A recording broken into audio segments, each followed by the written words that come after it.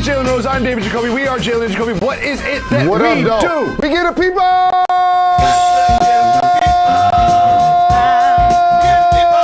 What they want. The only show on television with a co-host that grooms his hair with a tennis racket. Welcome to Jalen and Jacoby. A lot to get to, but we start with some sound from LeBron James at Media Day. Let's listen to the King.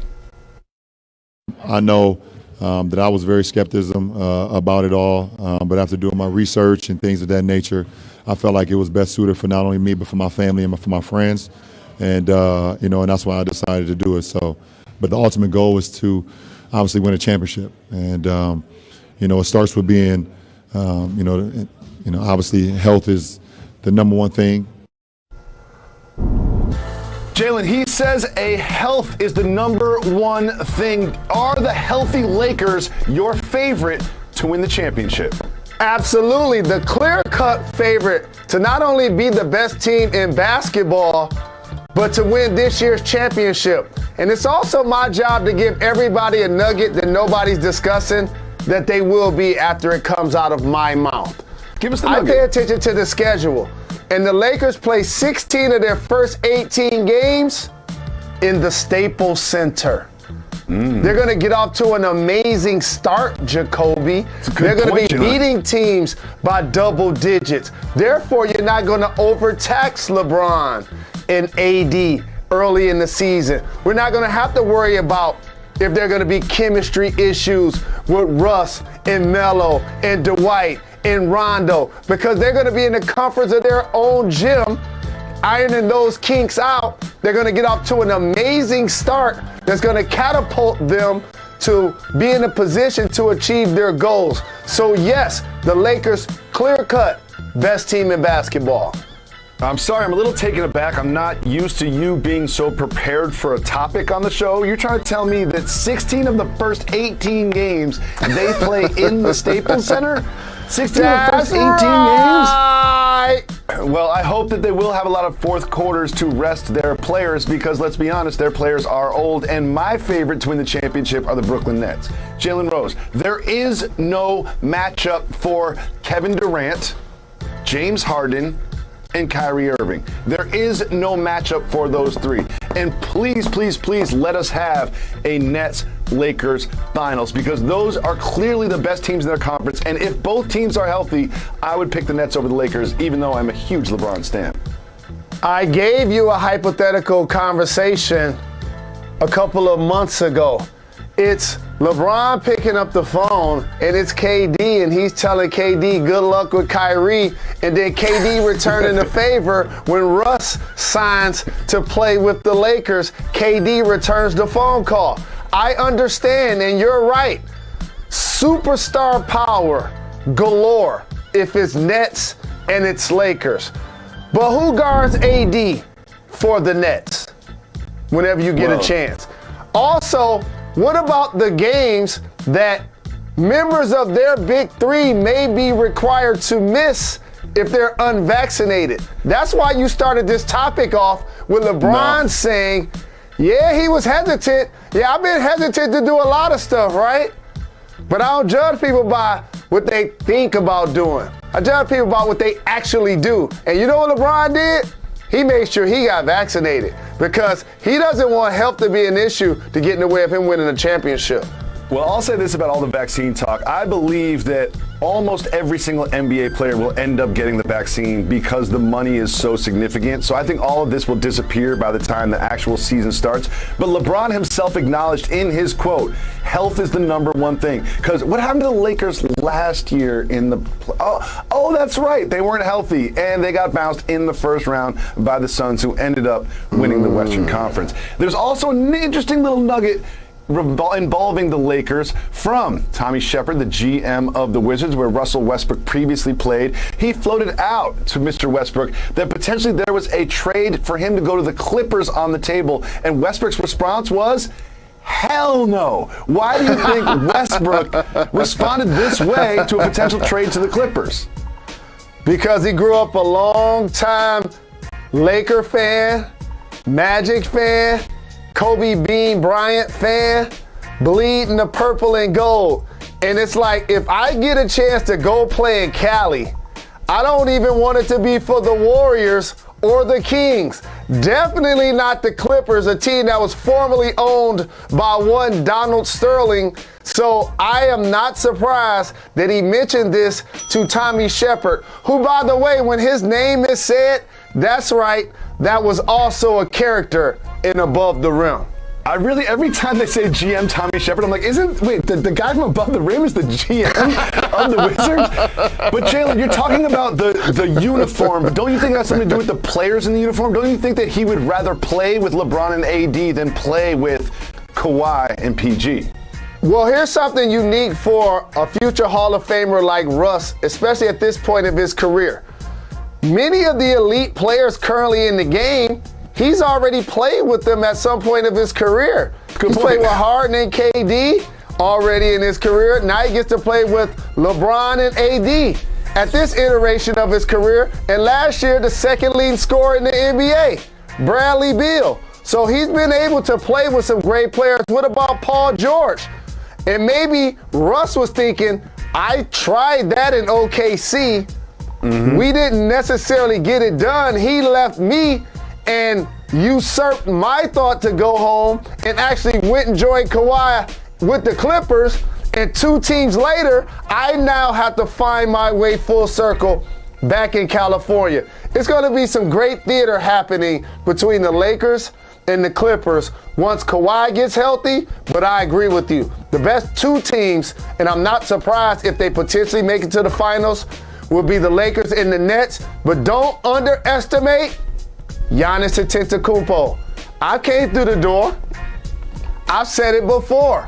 Giannis just now realized that y'all can't stop me. Like, why am I playing around? I ain't got to shoot 6 threes. I ain't got to show y'all that I can go between the legs, behind the back. I'm just going to dominate. So don't underestimate Giannis, Middleton, and Drew Holiday. There was so much discussion about vaccines coming out of Media Day that some important and significant quotes were not discussed, like this one from the Minnesota Timberwolves' Karl Anthony Towns. I've been through almost, I could feel like everything. Like I don't feel like I've not seen something. You know, I've been through everything. Been through death of a head coach. I've been through numerous front offices. I've been through numerous regimes. You know, I've been everything from defamed by teammates, been a scapegoat for people, just COVID, my own personal life. I mean, it hasn't been easy.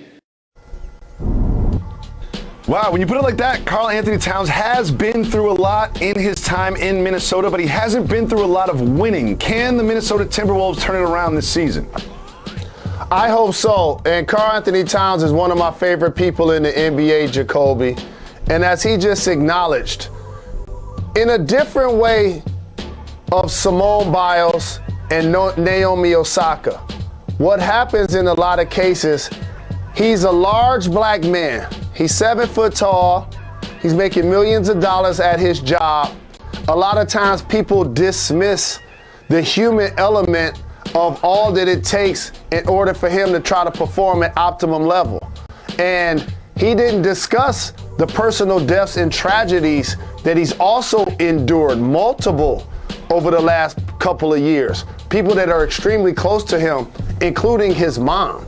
And so the Minnesota Timberwolves came to play against the Pistons. I was actually at a game, and we shared this conversation because I recently lost my mom as well.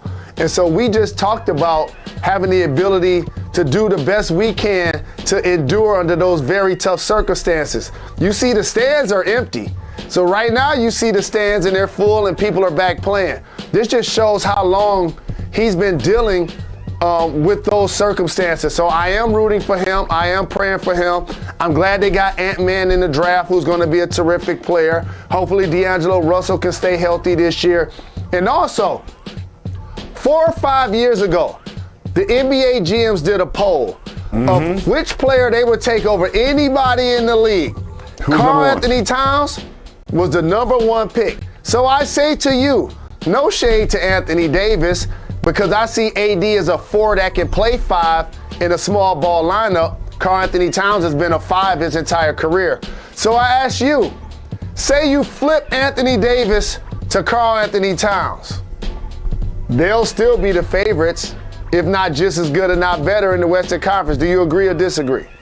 I agree, absolutely do. And you spoke about number 1 picks, and I would like to speak about a number 1 pick in Zion Williamson. It came out that he had a fractured foot, got surgery in the offseason. However, his time with the Pelicans has not been as successful as we all expected given their roster. How critical is this season for them to keep Zion long term? I'm really happy that they got Willie Green as their head coach. And one of the things that he's going to do is hold the Pelicans, in particular Zion Williamson and Brandon Ingram, accountable on the defensive end. That's where they've struggled. The beauty of Zion's game, he's a bull in the china shop. You could put him at the 4. You could put him at point center. Not many guys at those spots are going to be able to stay in front of him, in particular because he got a great handle and he's a really good passer. B.I., smooth, 20-plus, 25-point scorer, can score at every level, virtually unstoppable when he get going. But when both of those dudes are at their best, the geometry of the floor is Zion was playing point center and B.I. was kind of playing a small ball 4, which means you're going to struggle defensively. Because neither one of those guys, Zion doesn't necessarily have the rim protection. He's not a shot blocker and a big-time rim protector, and is not very tall. And Brandon Ingram, based on his body type, is just not physically opposing enough to go against a lot of 4s and to stop a lot of drives to the basket. And so that's what has to change, what you see on the screen, their level of defensive effort.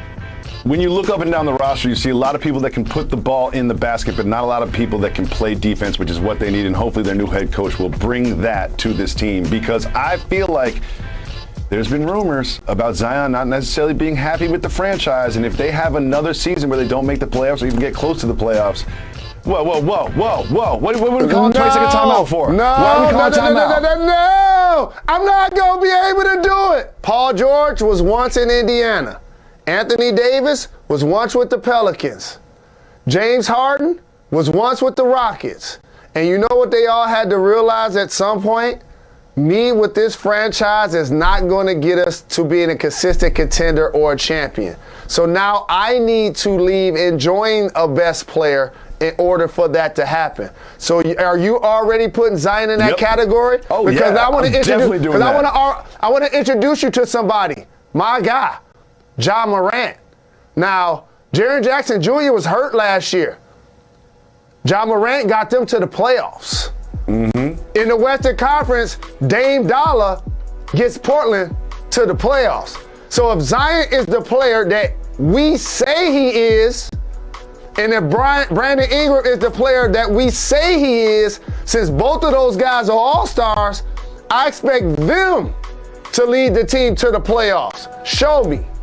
Well, we will see this season. Jalen, something tells me this won't be the last time that we talk about the quarterback for the Green Bay Packers, Aaron Rodgers. He had some interesting things to say after their big come from behind.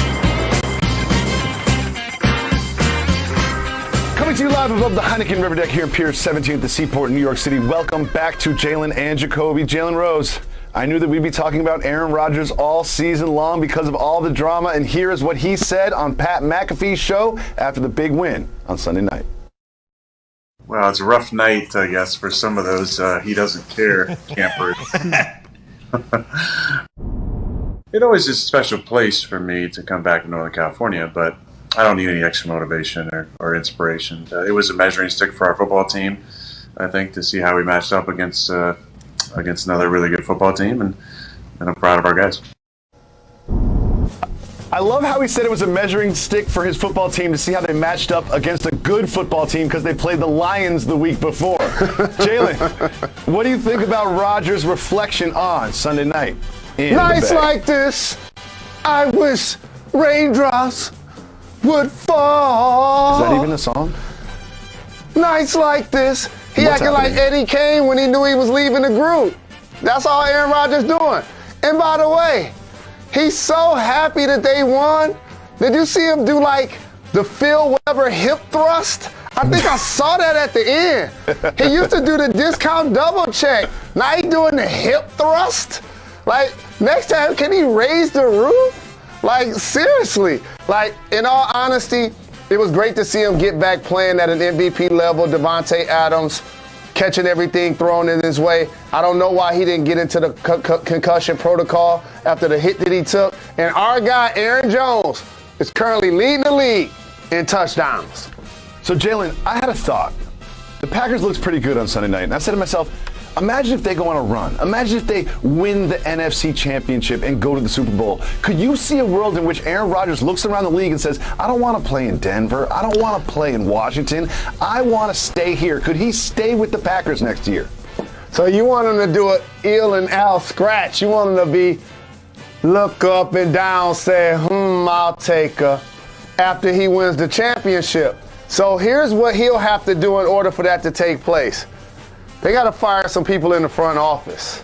Seems like he's good with Matt LaFleur, clearly. But if you go and win the Super Bowl, now you got to go stand on the table like it's Mount Everest and like, I'll stay, but him, her, and her got to go. Well, some tell people have plenty of time to discuss that. What is happening in that division in Chicago is very interesting. We saw Justin Fields get absolutely beat up by Myles Garrett and the Browns, and a lot of people are questioning Matt Nagy's game plan. And he says now that all three quarterbacks are under consideration. That includes Andy Dalton, Justin Fields, and, Nick Foles are all being considered. However, they do play the Lions, so it's almost a guaranteed win. What do you think they will do at the quarterback position? Well, each of the quarterbacks better be available. That's just basic service. Dalton got injured 2 games prior. Justin Fields got sacked 9 times in the last game. And they have a third-string quarterback in Nick Foles, who's actually been a Super Bowl MVP. It totally makes sense. But for everybody that says they wanted to see Justin Fields out there on the field, you got what you wanted. You already got it. Didn't they get what they want? Jalen and Jacoby specifically told them, do not put him out there until you play against a team that you have a 63% chance of beating. The only one on your schedule. But no, you chose to put him out there, and Myles Garrett gets 4.5 sacks. So everybody got what they wanted. I believe if Justin Fields is healthy, you start him against my Lions. Bears had a tough week last week, as did the Steelers, who got waxed by the Bengals. And here is what Mike Tomlin said after the game. Man, we're not going to push the panic button. What do I mean by the panic button? We're not going to dramatically change who and what we are at this juncture. Jalen, should the Steelers be pushing the panic button and dramatically change who and what they are? Anytime I have Mike Tomlin, I can sleep well at night. He's a guy that if I hear a sound in my house downstairs, I might call him to go investigate. That's how much I trust him. However, I do think it's time to panic. Here's why. Ben isn't getting any younger, and you took a running back in the first round, and your run game has not gotten any better. I've seen this movie my entire life. The Steelers' motto, yeah, they had Big Ben. Yeah, they had Terry Bradshaw, some of the greatest all-time players at skill positions offensively. But they want to play physical defense and run the football.